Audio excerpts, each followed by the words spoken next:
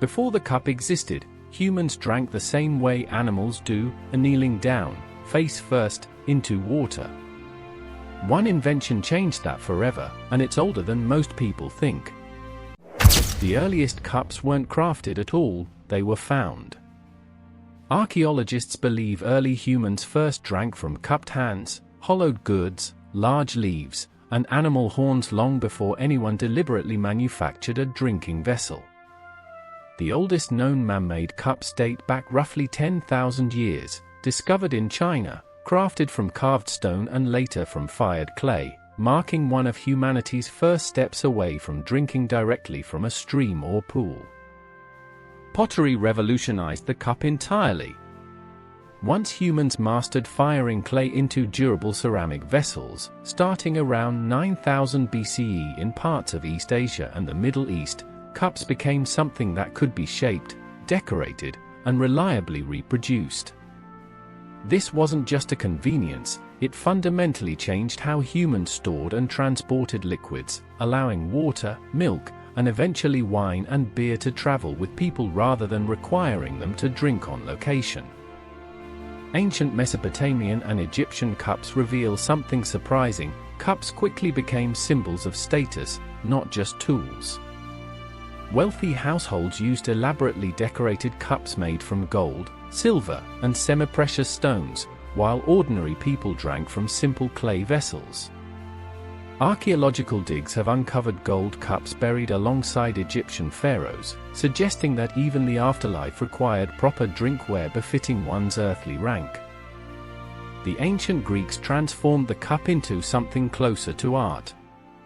The kylix, a wide, shallow drinking cup used primarily for wine, often featured intricate painted scenes on both the interior and exterior, visible only as the drinker slowly emptied the vessel. Greek symposiums, formal drinking gatherings, relied heavily on these decorated cups, turning the simple act of drinking into a shared social and intellectual ritual central to Greek culture. Rome inherited and expanded Greek drinking culture, but Roman engineering introduced something new. Glass cups became increasingly common among wealthy Romans starting around the 1st century, following the invention of glassblowing. For the first time, people could see the liquid inside their cup clearly, a novelty that quickly became fashionable among Roman elites who wanted to display the color and clarity of their wine. Throughout medieval Europe, cup ownership remained sharply divided by class. Wealthy nobility drank from precious metal goblets, often elaborately engraved, while peasants and commoners used simple wooden or clay cups, and in many poorer households, cups were shared among family members rather than individually owned. A person's cup, much like their clothing, often silently announced their exact social standing to anyone watching them drink. Porcelain changed everything when it finally reached Europe. Chinese porcelain, developed centuries earlier, was so prized for its delicate strength and beauty that European royalty paid staggering sums to import it starting in the 1600s. Europe couldn't replicate the process for centuries, and porcelain cups became such coveted status symbols that entire rooms in royal palaces were dedicated purely to displaying porcelain collections rather than using them.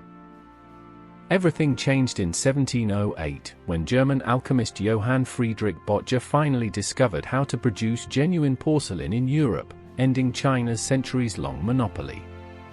This breakthrough launched the famous Meissen porcelain factory in Germany, and European porcelain cup production expanded rapidly throughout the 1700s, gradually making finer cups accessible to a broader, though still relatively wealthy, portion of society. The Industrial Revolution finally democratized the cup entirely. Mass ceramic and glass production throughout the 1800s dramatically lowered costs, and by the century's end, decent cups had become affordable for ordinary working-class households across Europe and America for the first time in human history.